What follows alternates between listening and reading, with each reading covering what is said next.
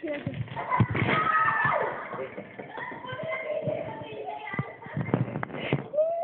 patay na si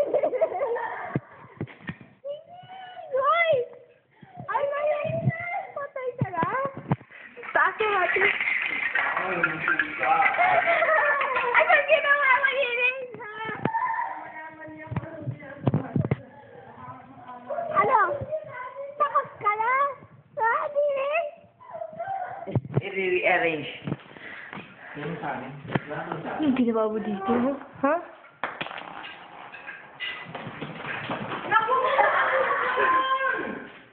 Tanggalin nyo naman yung mga ano. Bili mo sa amin ba? Masira yung dekorasyon ko. Ano siya dito ba? Ayun tayo nalibang lang sa kwarto. Para mag-Christmas ano? Ano gusto namin yung mag-Christmas eh? Hindi na, tayo lang naman yung mag-celebrate ng Christmas. Bakit pa tayo mag-Christmas tree?